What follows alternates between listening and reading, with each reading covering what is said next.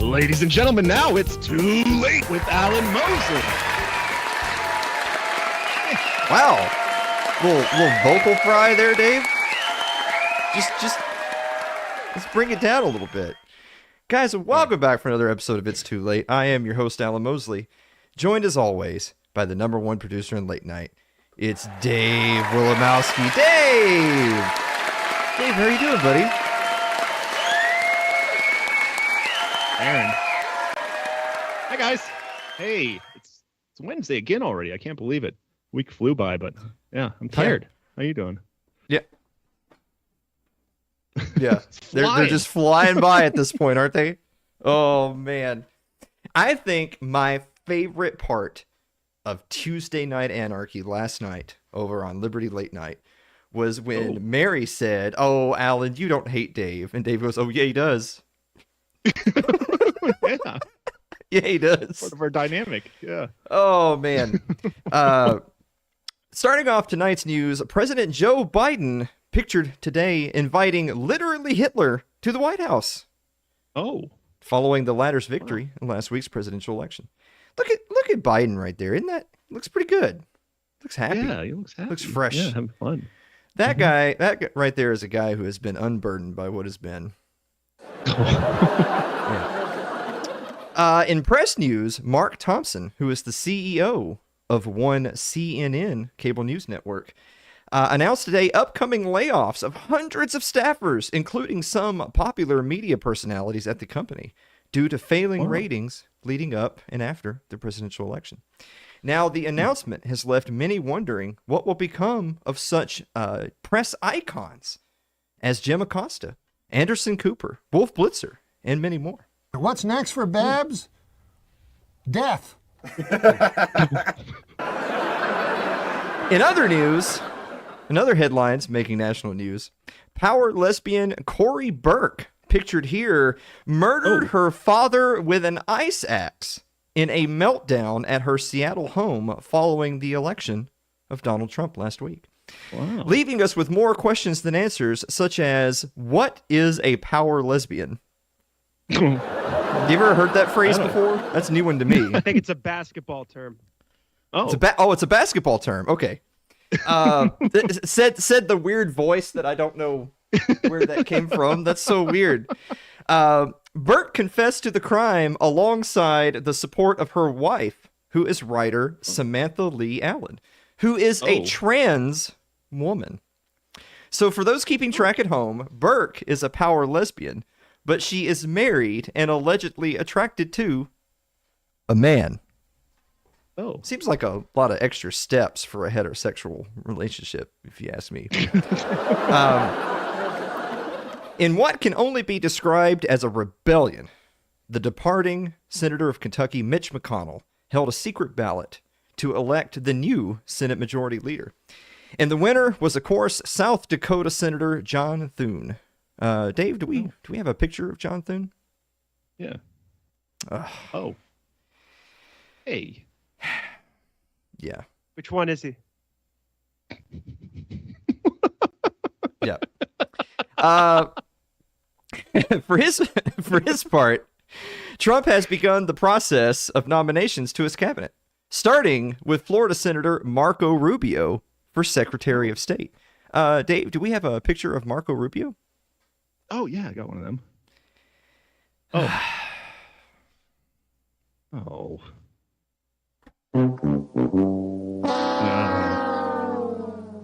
Yeah. But it's not all bad news. As of today, Trump announced that he is nominating Florida Representative Matt Gaetz for Attorney General. Here's what Gaetz had to say. Is it safe to say that based off of your comments, you're suggesting that these women at these abortion rallies are ugly and overweight? Yes. What do you say to people who think that those comments are offensive? Be offended. Yeah. Be offended. Yeah. Yeah. Now, it's certainly a mixed bag, but we'll have to wait until after his inauguration in January to see if his picks will help drive the Trump legislative agenda, which Trump himself described right here. Rape and murder, rape and beating, rape and something else, and sometimes just immediate killing. Dave, do you want to be raped and beaten, or do you just want to go straight to an immediate killing? I guess, yeah, go straight to the immediate killing, man. That's a bold agenda. Yeah. That's that Project 2025 we've been hearing about. Right? Right, Dave? Right? Yeah. Okay, all right, we got him. Guys, the only way I'm surprised we can more keep... people don't elect to do the rape first. You may as well get something out of it if you're going to get killed. Dave, here's that damn voice again. Does anybody know what that is? I think Jesus Christ. All right. Guys, it's look, this show's on a budget. We're running this whole thing on like a ham radio. God only knows who calls in during the show. Oh, you left the Skype open again. The only way that we can keep this show on the air is by getting 100 new monthly members to Alan Mosley TV between now and September 1st. So check that link down in the show notes and over in the chat, whichever platform you're looking on, whichever your chat is. Yeah. Click on that link, type in your credit card information, and don't feel like you have to only be a member once. Like, buy yourself 10 memberships, Stock up. hey, you deserve this. Treat yourself. Yeah. Treat yourself. Yeah. Also, let me tell you about tonight's sponsor, which is Fox & Sons Coffee, which you can find at foxandsons.com. Fans of It's Too Late, use promo code ITL for 18% off orders of $34.99 or more. Wow. Shipping is free on orders of $40 or more. That's at their Nice. website, which is foxandsonscoffee.com. Steve actually sent me here. This is a new bag of the Den Blend Light, because Steve knows that light blends are smarter than dark blends. And so we have the Den Blend Light, which is a light roast that is light and bright. See, it even says bright right there on the bag. That's where you got that Yep. So you can get that at their website, which is foxandsons.com. Use promo code ITL. Guys, we're going to be back with the meme of the week and the viewer mail right after this commercial break. Don't go away.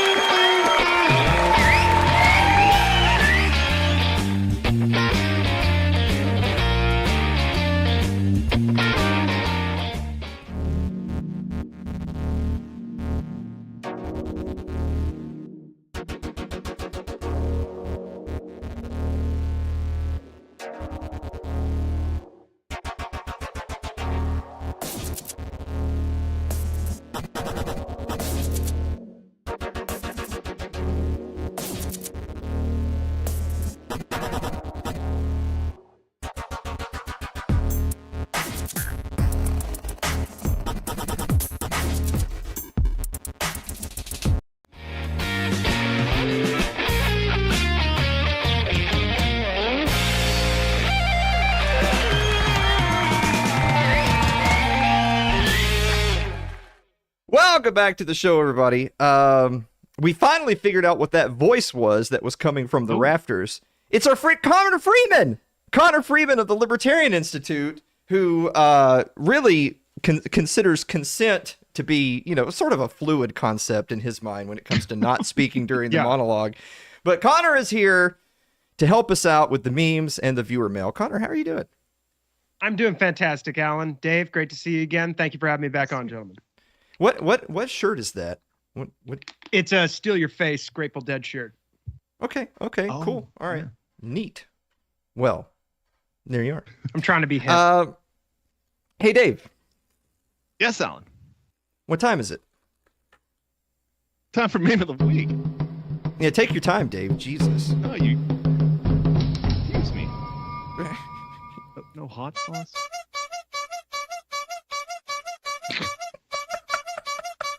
What in the world? Okay. Were those power lesbians or? I mean, I don't know. If that's the clown world that people have been talking about, I'm here for it. But we do have a bonus meme. Check out the bonus meme.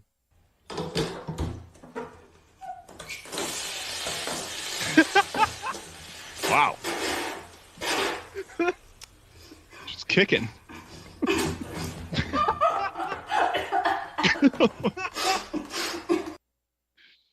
Man.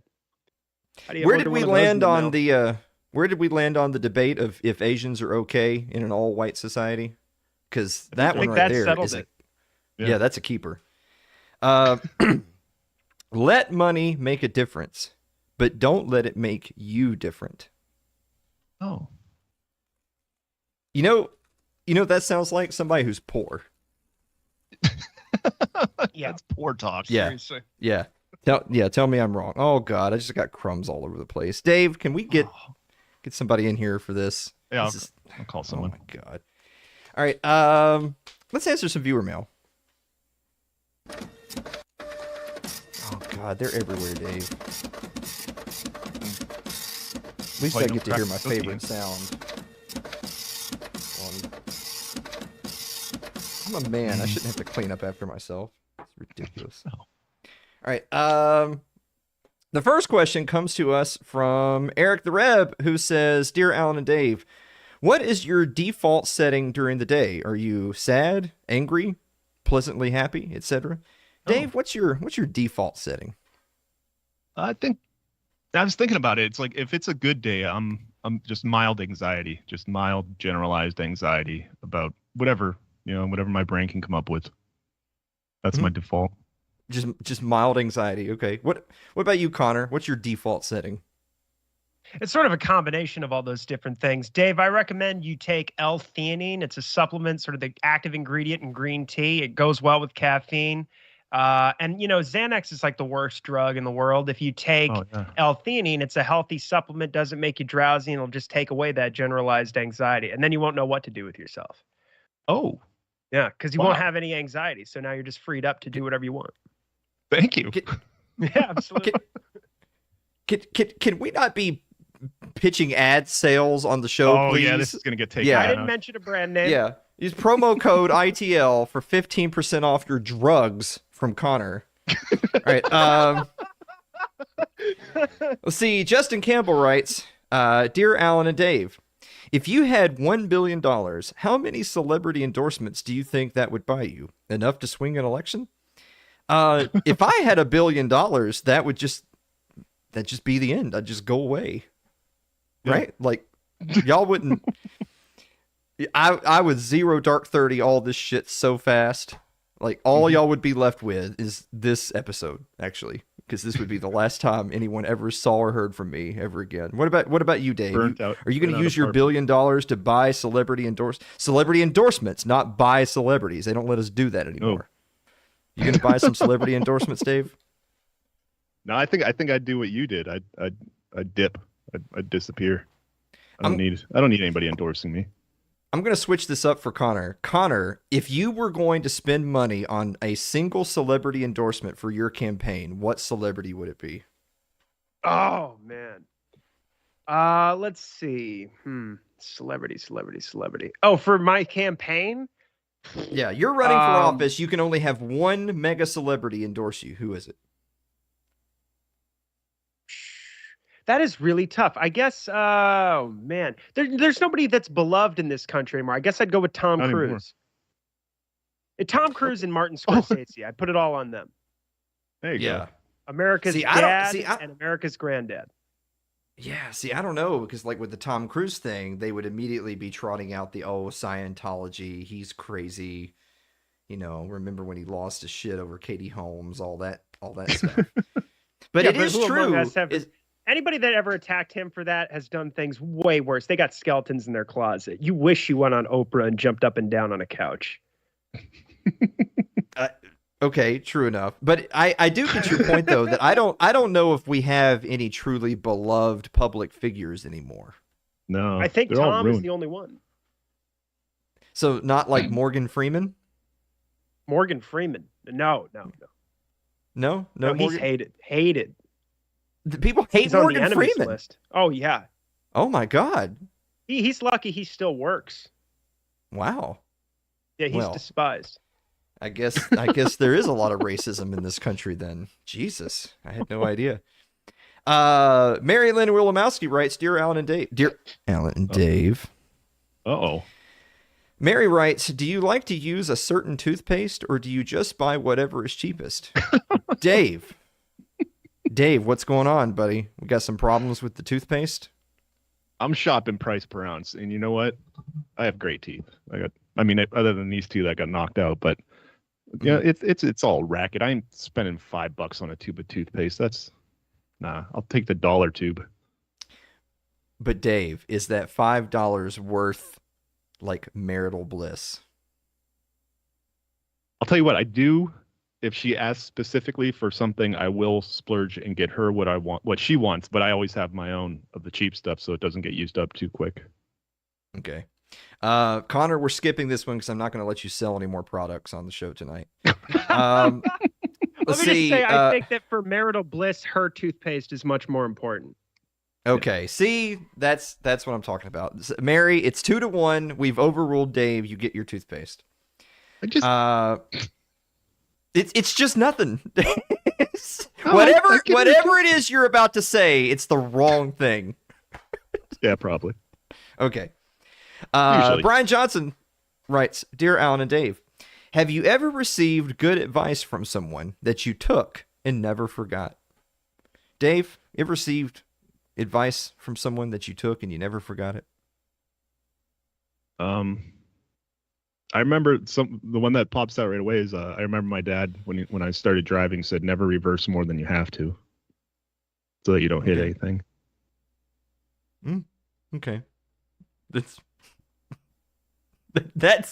all I can think of. What pops in you.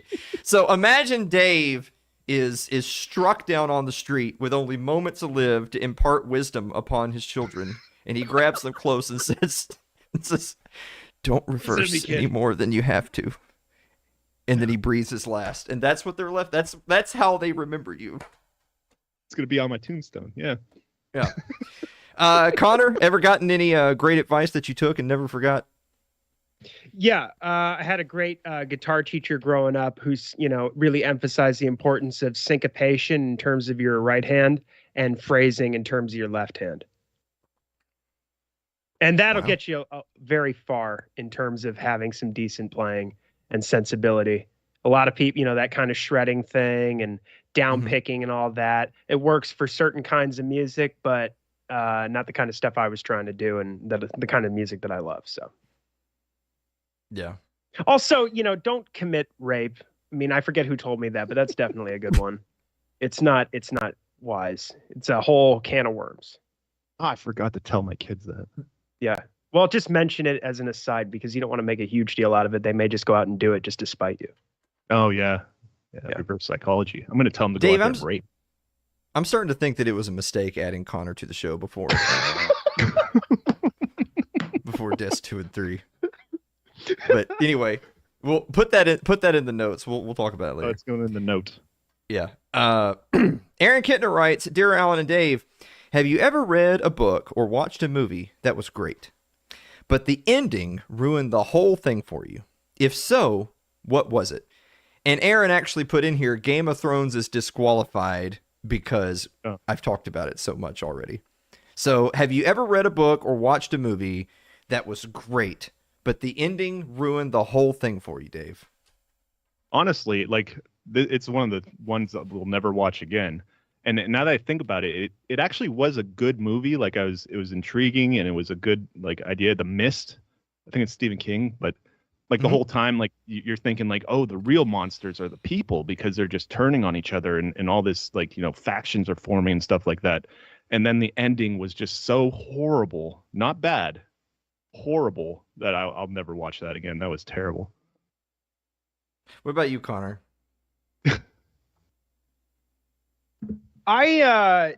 You know what? I apologize. I missed the question, and I'm terribly sorry for that. Jesus Christ. No, that's fine. We're moving on. I'm just kidding. It was, have you ever read a book or watched a movie that was great, but the ending ruined the whole thing for you? Yeah. Yeah. No, it doesn't come to mind. Because usually if the ending is no good, the rest of the movie wasn't any great shakes either. I mean, what kind of I've seen endings that kicked you right in the balls. You ever see the end of On Her Majesty's Secret Service, the Bond film from 1969 with George Lazenby, where his wife gets murdered right at the end? Oh, it was rough. Well, it was 69. Is it Lazenby or Lazenby? Easy Rider is another one, Lazenby. And he's actually extremely underrated. That film is brilliant. Okay. Really well done. Peter Hunt directed it. I don't know if we're going to trigger more people with the Game of Thrones stuff or with the Lazenby was brilliant stuff. We're making too many enemies in the chat tonight. But the thing is that with Game of Thrones, it isn't even the ending. The first 4, it's the first 3.5 seasons are good, but the thing is that the 3rd and 4th books aren't even as good. So obviously the show won't be as good. And then the material that comes after Dance with Dragons is so godforsaken awful. D&D should be put to death. I think that if Trump is serious about turning this country around, he has to take over HBO. And they got to reshoot Game of Thrones. Okay. They have to make reparations for that Sopranos movie they put out, the prequel. I heard that was terrible. I haven't seen that, and I'm not going to see that. Because why? Why? No. Exactly. No. I've seen The Sopranos. It's done. I don't need any more. Now, what'd you think of that ending? Oh, the ending of The Sopranos is great. What weirds me out, it just goes to show this is why people shouldn't be allowed to vote. The fact that there's so many people that hated the ending of The Sopranos and don't understand what happened tells you they're not smart enough to live without like medical assistance.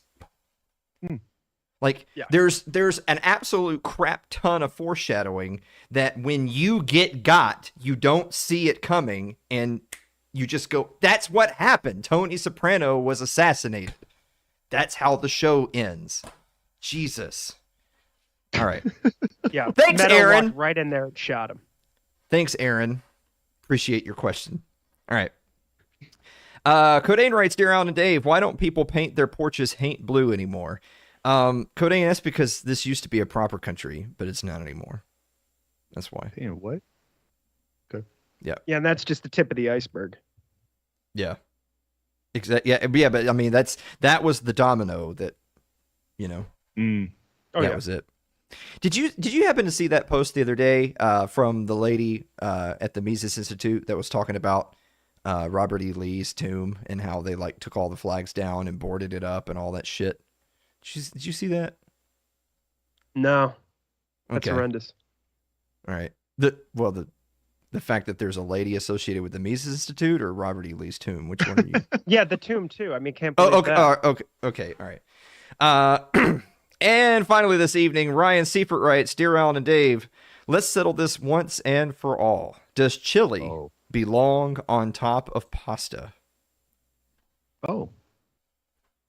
Dave, chili on pasta, yes or no? Okay, so everybody uses the word belong. It doesn't belong there, but it's okay there every once in a while. Okay. No. It's okay. It's okay there every once in a while. Connor, chili on pasta. What do you think? No. This is an abomination. I mean, Chili man? This is worse than the fence. This is worse than the power lesbian killing the trans woman. You know, Okay, no. come on, The trans pasta, woman. chili on pasta. We're trying to do too much here. Okay, to be This is clear why for the Kamala folks at lost. home, leave it up to me to invite someone from the Libertarian Institute who immediately spreads disinformation on the show. No, the trans woman watched the power lesbian murder her father.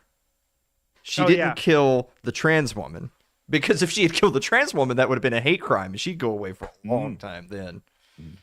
Oh, yeah. As opposed to just killing some dude, you know? Oh. Does trans trump lesbian? Like poker cards or something? Apparently that trans is trumping that lesbian.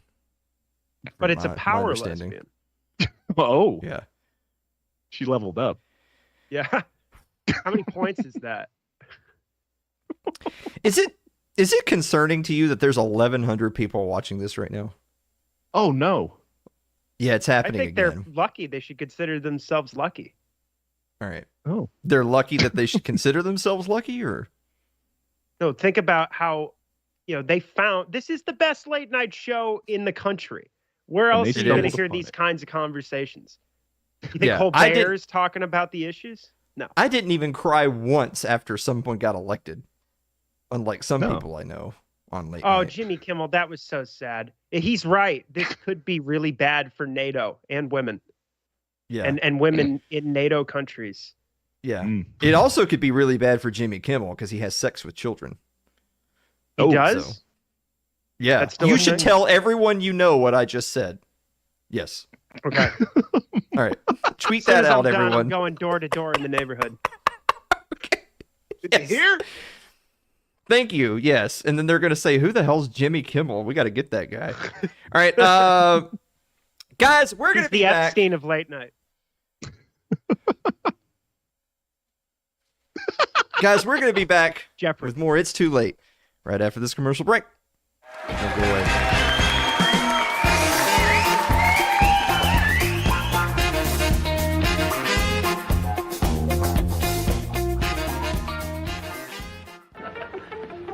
Why are you hanging out with him?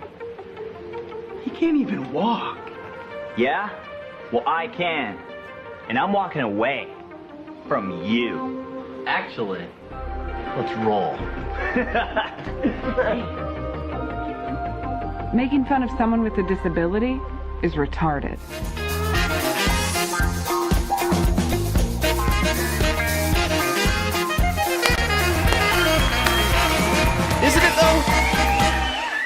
Isn't it though? Ugh. It's retarded. Welcome back to the show, everybody. Tonight's guest, in case you haven't already noticed, is of course our good friend Connor Freeman from the Libertarian Institute. You've seen his articles and his tweets all over the place, including antiwar.com as well, of course. Busy season this time of year, I would think, for you guys over there, particularly in an election year. How you doing, Connor? I'm doing great, Alan. Thank you for having me back on. Yeah, it absolutely is a busy year.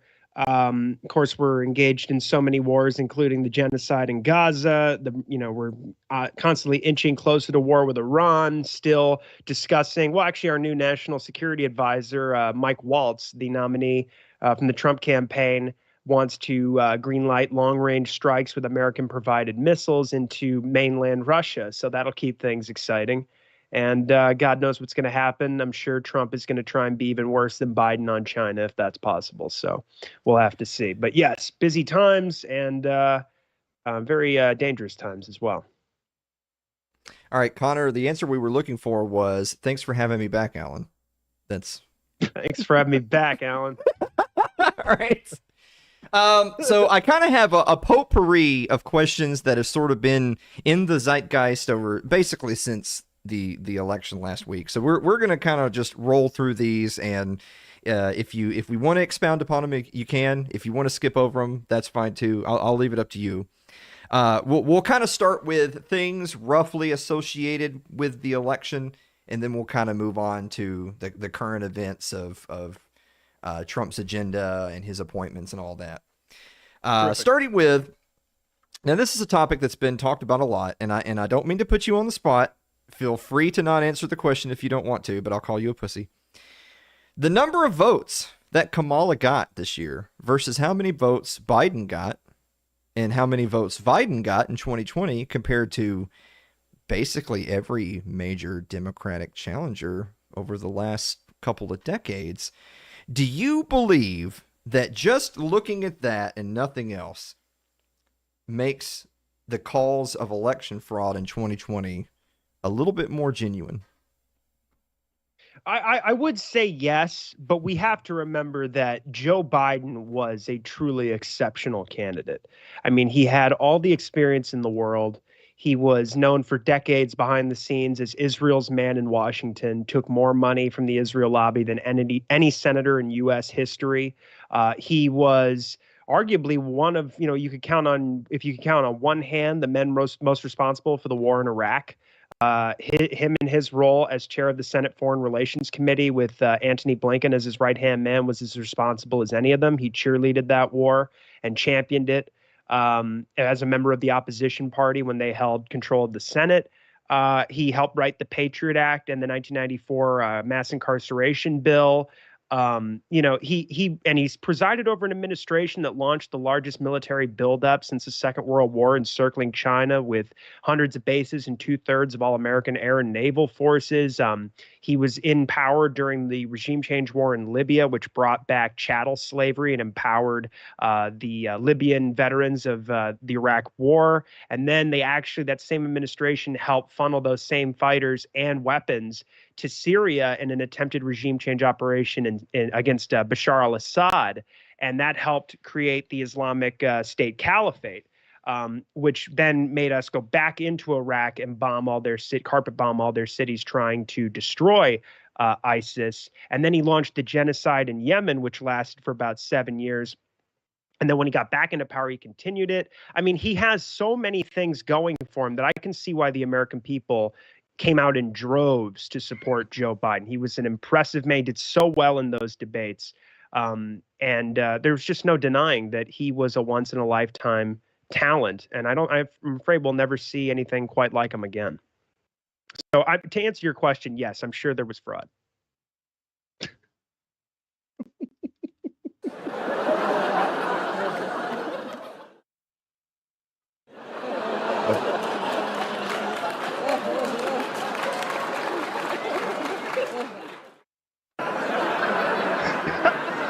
All right, I only have 3. That's enough of that.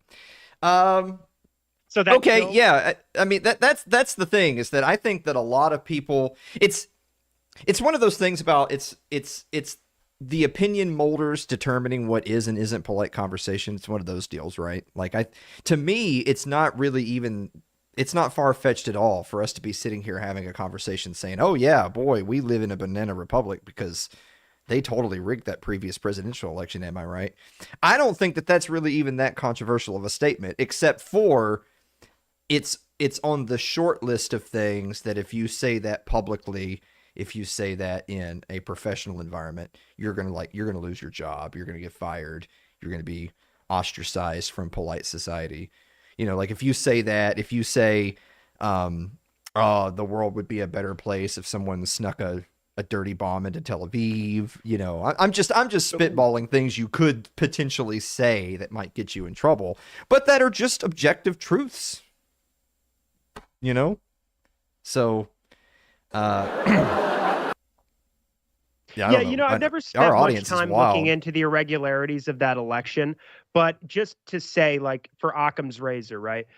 If you look at the summer of George, Russiagate, the deluge of wokeness hysteria during the Trump years, it was an absolute chaotic, 4 years with him in power. And I think really the BLM riots and the COVID regime made people so uncomfortable. It's possible that when they sold people this line of, well, you can have normalcy if you just vote for Joe Biden, that they may have cowed a lot of people who ordinarily wouldn't vote into doing it. And even some people who were, dead. I've heard about that too. But yeah, I mean, I don't know, to be honest with you, but I'm sure there's smoke and probably fire there. And it's something that people should look into. Also, there was that major piece. What was it, in Time, where they were talking about all the different NGOs that were working together in different power centers to make sure that Trump lost the election. I'm sure there's a lot there, and it is ridiculous when you look at that graph. It's pretty striking. Yeah, there's actually a couple of folks in chat right now that had brought up the Time magazine piece, and somebody else said, "Excuse you, the word you're looking for is fortified." They fortified the election in 2020. Yeah. Yes, exactly. All right, here's another one for you. I think just there's been a lot of debate, particularly in some of our social circles, because I've seen you kind of batting this back and forth with people just earlier this very evening, of just the general concept of Trump keeping his promises. That a lot of people who maybe didn't vote for Trump before, a lot of people who maybe haven't voted at all in a long time, perhaps did vote for Trump, and that may be one of the reasons why he did do so much better in 24 than he did in 2020. And that it was, I don't think a lot of those people voted for him because they think Donald Trump is the next Joe Biden, as you would put it. I think that they voted for him because A, he's not Kamala Harris, and B, because of promises that he's made. I mean, it's a tale as old as time. Politicians make promises because they're trying to get people to vote for them. They're trying to make a coalition of the most voters. They win the election.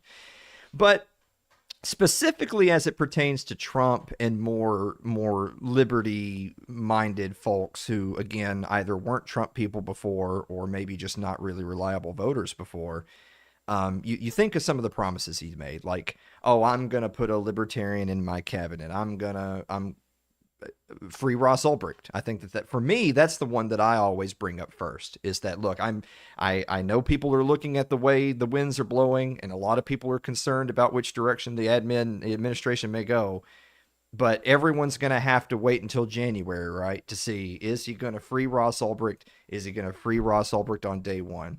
I know he has said very recently that he still intends to do that, but of course that's the deal with elections, right? All you can do is help to elect the person who makes the promise.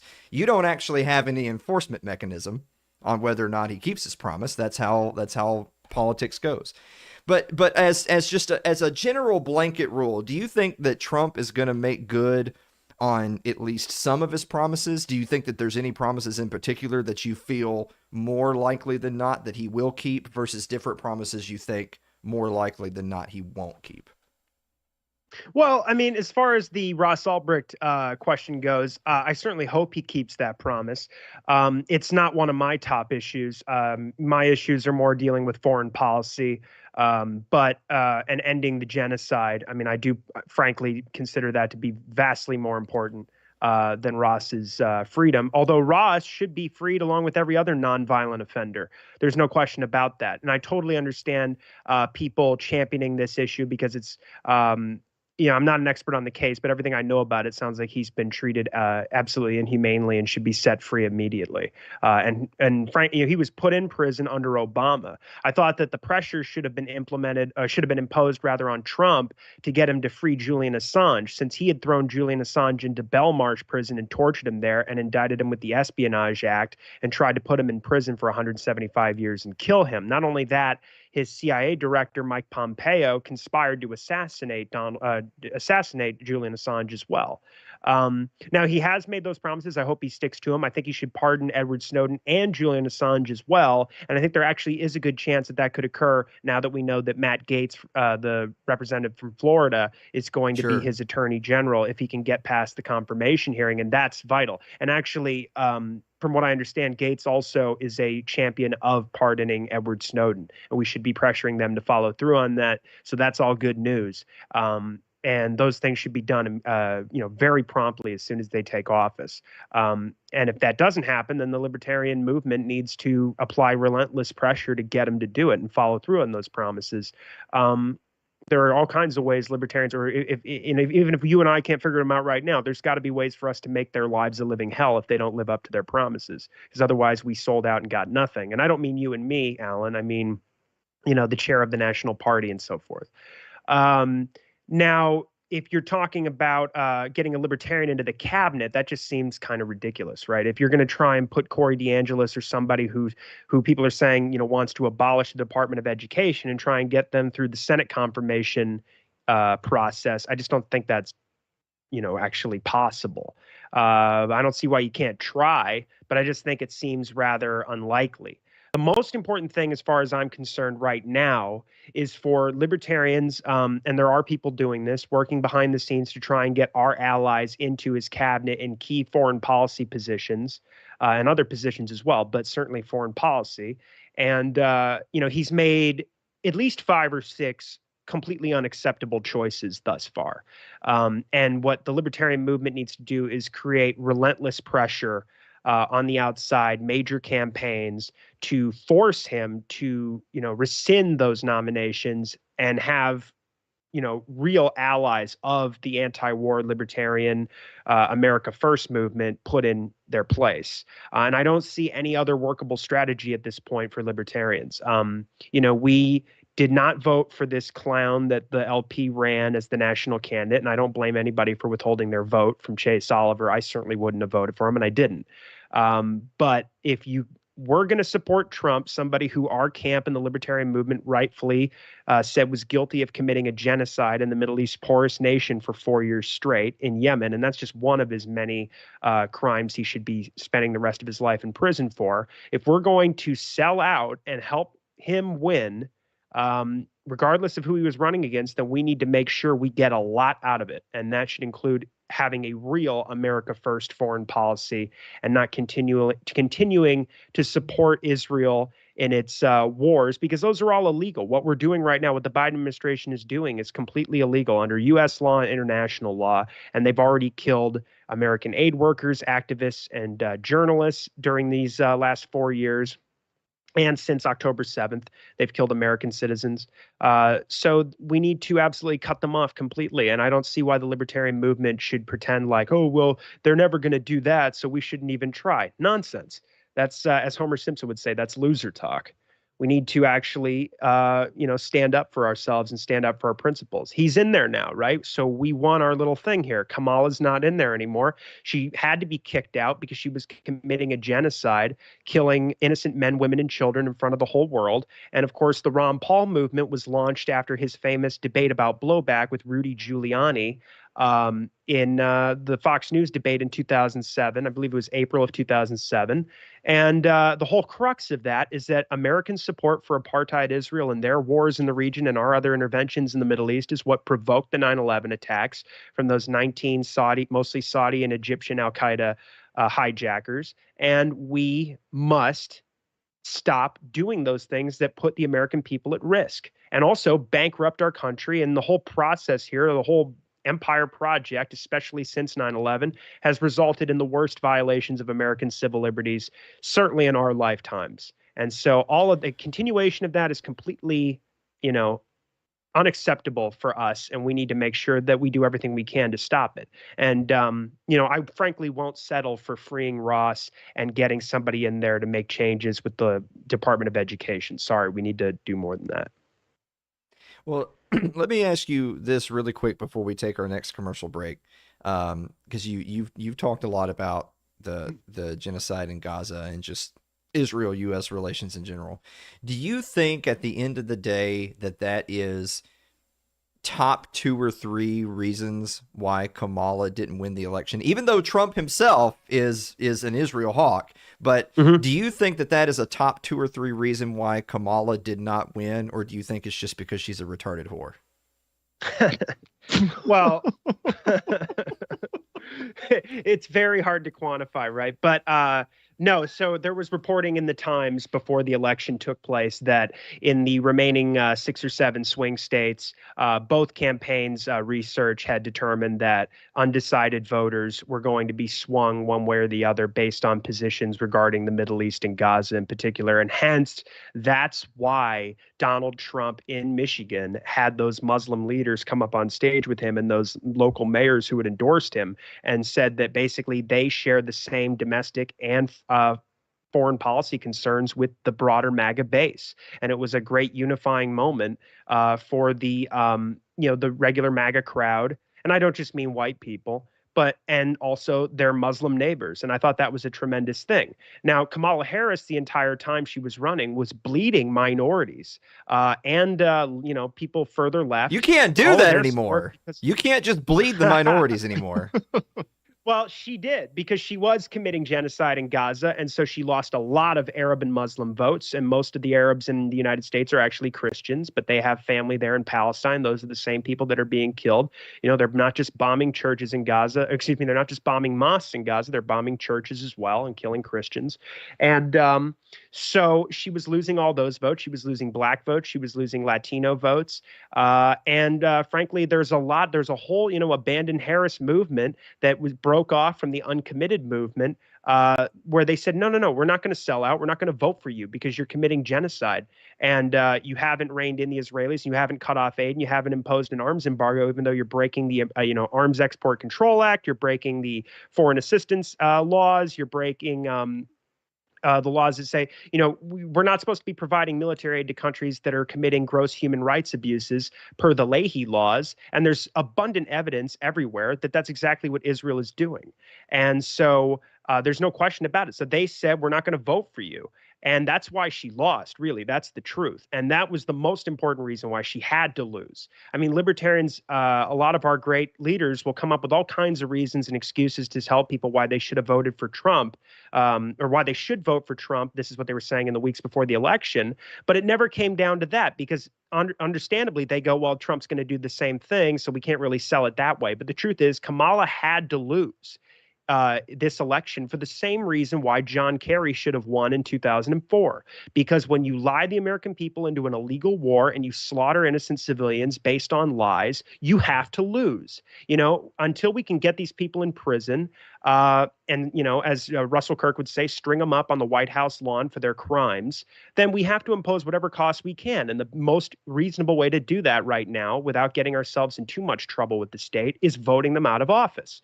And so she lost, and that's a good thing. And that means that the anti-war left imposed their will on the Democratic Party. They stabbed him in the back, rightfully so, and told him, we're not going to go along with you if you're going to do this.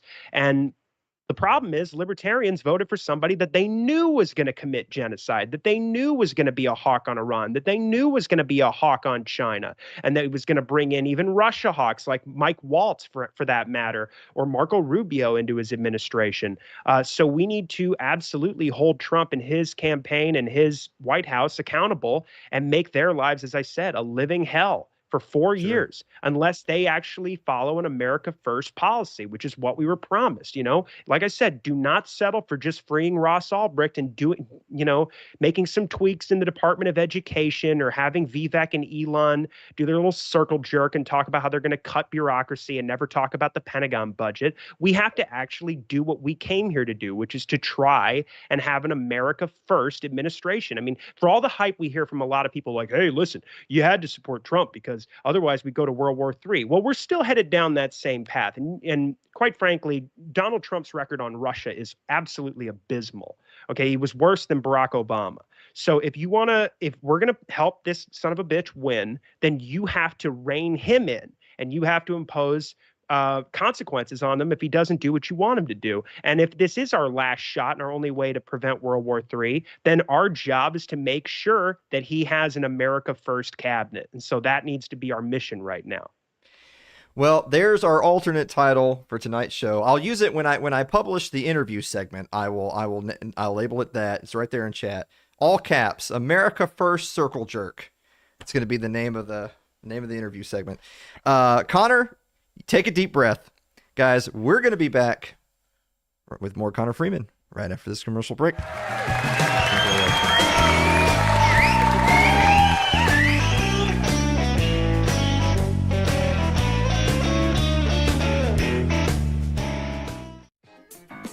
Tonight's show is proudly sponsored by Fox & Sons Coffee.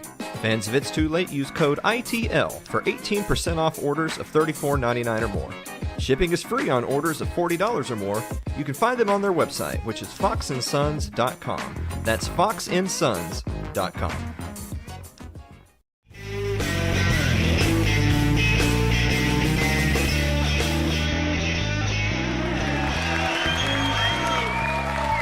Welcome back to the show, everybody.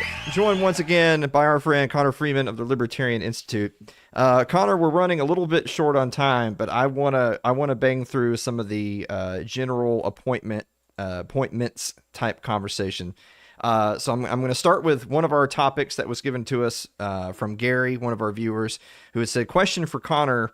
Of the nominees that we've heard of so far, of course, they're just nominees. I hate that people keep saying appointments. There's been no appointments have been made. These are all nominees. But of the nominees, which one do you like the most? Which one do you hate the most? Oh, okay. Well, Marco Rubio is essentially Mike Pompeo. And Mike Pompeo, much like Nikki Haley, is the kind of person who, first of all, wants, there is no policy too aggressive regarding Russia, China, and Iran. And they're the kinds of people who would sanction some of the poorest societies in the world and stand and proudly proclaim how effective those economic sanctions are when we see that it's actually putting people below the poverty line and killing them due to deprivation of, vital medicines, food, medicines, and and basic necessities of life. So these are the people that kill innocents and enjoy it and see it as a virtue. So they're very dangerous. Marco Rubio is as hardcore of a neoconservative hawk as anybody you're going to find. I think he's probably the most dangerous. I think Hegseth is a lunatic, a very dangerous person who wants to apparently, he supports tearing down the Al-Aqsa Mosque in East Jerusalem, the third holiest site in all of Islam, and rebuilding the temple there, building the third temple, which would cause let alone the religious ramifications of that, certainly something approximating World War III. And he's just an incredible. I've just watched a video of him on Fox News recently talking about how we should be bombing Iran and don't fret about bombing civilian sites because they have human shields and they hide their military installations in things like hospitals and schools and mosques. And those are the kind of targets you're going to have to hit. That's the kind of mentality this guy has. So he's extremely dangerous. Frankly, you talk about free speech. You can't find a greater enemy of free speech than somebody like Elise Stefanik, who has been nominated to be the UN ambassador. She was one of the people who led the charge against anti-war protesters over this past year, who, in those groups, you have organizations like Jewish Voice for Peace, and If Not Now, these are Jewish organizations that are against the genocide in Gaza. And she wanted to attack them in any way that she could, pressure educational institutions to, basically make it impermissible for these people to, exercise their First Amendment rights in protest of this, as I say, illegal war on behalf of a foreign state. And that's just completely outside the realms of anything approaching what we're supposed to be as a society. It's just totally unconstitutional.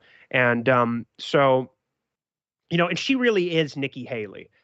She used to work in the George W. Bush administration on the Domestic Policy Council, I believe. And, Mike Waltz, who is the rep from Florida, he is also a very dangerous person, formerly of the George W. Bush administration as well. He worked as a counterterrorism advisor to Dick Cheney. Great work, guys. He was also worked under Donald Rumsfeld and Robert Gates in the Pentagon. And he is, he was against the withdrawal from Afghanistan, and that's going to be Donald Trump's national security advisor. Wants to, like I said, authorize long-range strikes into the Russian mainland, and go really, escalate our military buildup around China, which Joe Biden has already taken to unprecedented lengths. So I'm not really, I can't tell you who I hate the most. I think Rubio is the most dangerous and should probably be the first target of any anti-war movement here going forward, to keep him out of office, keep him out of that post at Foggy Bottom. My favorite is probably going to be Matt Gaetz or Tulsi Gabbard. Tulsi Gabbard has a lot of problems in terms of foreign policy, but she's very good on the war in Ukraine, very good on well, actually, she was even better during the Trump years. She issued a censure resolution against Donald Trump, calling the war in Yemen a genocide, which I didn't even realize until a couple of weeks ago. That was very commendable. She criticized him and said he lied to all of his supporters and was trying to start a regime change war with Iran when he assassinated General Qasem Soleimani in Baghdad on January 3rd, 2020. And that took a lot of guts to say. She's, stood up for her beliefs and not made many friends from doing it. She has a lot of popular support across the political spectrum now because they realize how right she was. What her own party was calling her an Assad toady and a Russian puppet or whatever. So she's an admirable person, and she knows the shirts and skins in the Middle East, and she should be, better than what the alternative could have been. As the director of national intelligence, I think she'll certainly be better than Avril Haines, or at least I have reason to hope she will be. And Matt Gaetz, as I said, I'm excited about, because I think that if we are going to free Ross Ulbricht and pardon Edward Snowden and pardon Julian Assange, I think he is probably the best man for that job, who would be on the list of potential nominees. So those two are the ones that I'm actually happy with. The ones I'm most concerned about are people like Brian Hook, who's apparently managing the transition team for the State Department. He was the mastermind, or one of the masterminds, of the maximum pressure campaign on Iran, and other horrible policies that were implemented during the Donald Trump years, which helped lead to the current crisis in the Middle East. So that's a guy to keep an eye on. He shouldn't be anywhere near the State Department. All right, we've only got like a minute left before the last commercial, so I'm going to ask you really quick. Department of Government Efficiency, DOGE. Do you think that there's going to be any realism to that whatsoever, or is that just drama? Is that just media distraction? I honestly have no idea. I don't have any confidence in either Vivek Ramaswamy or Elon Musk, and I would love to be proven wrong. But Elon Musk is a crony capitalist who was happy to take in, mountains of taxpayer dollars in the past. And I would like to see them, if they're going to cut the fat on government and cut government spending and cut bureaucracy, then the first thing they should deal with is the Pentagon. There's just no question about that. What was the last NDAA was what, $886 billion. Okay, so Robert Higgs, the great Austrian economist, would tell you that since the post 9/11 era, we've been spending approximately twice the nominal Pentagon budget on the national security state every year, which means we're close to $2 trillion a year now. And all that does, when you account for the Energy Department care and feeding of the nuclear weapons, the VA, the interest on wars that we fought, the CIA, the FBI, the Department of Homeland Security, all these different ancillary bureaucracies, we're being bankrupted for these wars that all they do is they get Americans killed, they make us more imperiled in terms of creating enemies all over the place. And what have we gotten for it? We're on the brink of nuclear war with Russia. We have troops on the island of Taiwan. We've done away with strategic ambiguity, which makes conflict across the strait far more likely than it otherwise would have been if we would have just stayed out of it. And in Iran, we're talking about really coming here in a not too distant future. We may be looking at war with a country of 80 million people, and the consequences of that, which would imply war with at least 5 different countries at once. If you go to war with Iran, you're going to war with Lebanon, Syria, Yemen, and Iraq as well, and that would dwarf the consequences of our post 9/11 wars, which already cost us $8 trillion, not including interest, and killed 4.5 million people. Mm-hmm. So. The risks here are just insane, and that's what they should be hitting first. They should be cutting the Pentagon. Look, by the way, there's a huge scandal that's been going on for years now since the Ukraine war started with price gouging from the military-industrial complex. They've been having a field day this whole time and now we're lavishing Taiwan with billions in military aid, which is, as I said, Biden escalated beyond what even Trump did. This is unprecedented. We haven't done anything like this since 1979. Funding the purchases ourselves of military, weapons and equipment for Taipei. You got to be kidding me. And all this does is, it's saber rattling with China and raising tensions unnecessarily. They don't want to go to war with the island of Taiwan. They want a peaceful reunification. All these things you hear about, they're going to go to war in 2027. That's a damn lie. That whole canard came from a former head of Indo-Pacific Command, an American, welfare queen. That's what that is. Well, Connor, on that note, we're going to deal with the consequences of your understanding of what we have a minute left is right after this last commercial break. Don't go away.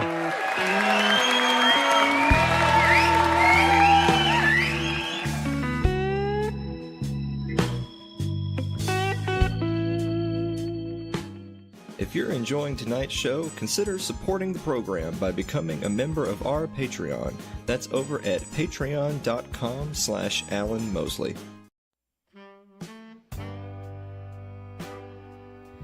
Like our Facebook page. It's facebook.com/Alan Mosley TV. You can follow me on Twitter, twitter.com/Alan Mosley TV. Subscribe to our YouTube page. It's youtube.com/Alan Mosley TV. Also, if you're more of a listener than a watcher, get us on your favorite podcasting platform of choice. Thanks to Spotify. It's Too Late with Alan Mosley or Alan Mosley TV. Connor, do you have a final thought? Yeah. Let's see. End all aid to Israel. It's illegal. Hell yeah. They've killed Americans with impunity. They're committing a genocide against an entire nation of Muslims and Christians. And when we do that in front of the whole world, exterminate an entire nation of people because they were born the wrong ethnicity and the wrong religion, and they've been living under a totalitarian foreign military occupation for longer than the Soviet Union ruled Eastern Europe, it makes us enemies with people we don't even know all over the world. And next thing you know, your dad or your mother or your sister or your brother might be getting killed, just like happened on 9/11. See, my dad almost died that day. And I know a lot of other, young boys at that time weren't so lucky, and their fathers actually got killed. So that's why I'll never support someone like Donald Trump who puts Israel first and America last. And I don't think any libertarian should, if I'm being honest. Dave, we've got that clip. All of this is being recorded, so we ought to be able to splice together Connor saying, "End all aid to Israel, exterminate a whole nation of people." What was the last part? They were born the wrong religion. We'll put that all together. It'll be a lovely little YouTube short, little reel, as the kids like. We'll put that on TikTok. We'll TikTok that one. Keep the music because it's great. Yeah, Oh, yeah. yeah. It's indispensable for the short. Yeah. The slow jazz will be in the background for sure. Yeah. Wonderful. Dave, do you have a final thought? It was fun to actually listen to the interview. That was great. I feel smarter. This guy knows stuff. You got to be a part of things, Dave. I'm happy for you. You guys bring the best out of me. Well, we're always happy to have you.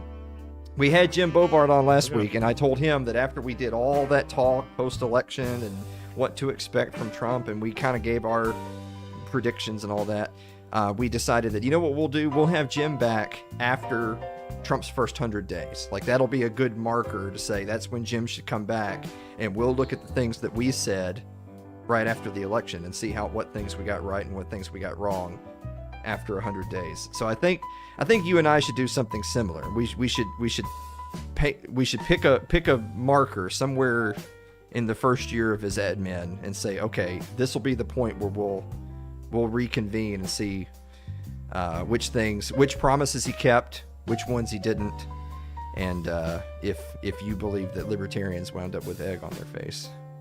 Yeah, absolutely. I'm happy to. 100 days or even sooner sounds good to me. Here's one that people should keep in mind. Israel has an arsenal of nuclear weapons that contains between 80 and 300 warheads. And since 1976, the Symington Amendment on the foreign assistance laws, that means any U.S. aid to Israel is illegal. So we should do something about that. It's just another reason why us supporting Israel is totally against the law. So let's see if Donald Trump does something about that and puts America. Send some letters to Mike Huckabee. I just love how normally in this segment of the show, people just say, oh man, it was great to be here. Thanks so much for hanging out, everybody. We'll see you next week. Good night. Dave, that was the perfect time to hit the credit button right there. And then me and Dave sit here talking about like, oh, are we going to hang out after the show? What are you doing tonight? But not Connor Freeman, ladies and gentlemen. Connor Freeman says, oh, wait, we've got 10 seconds. Let me tell you more reasons why I hate Israel. We'd be heading out to the bar right now. Yeah. Gather around, everyone. Like a real late. Yeah, we'd be just fucking killing it right now. Attention at everyone. I have some thoughts on Israel. Quick, gather around. Oh, man. We talked so long that the music ran out. What are we going to do? Talk more. Let's do it again.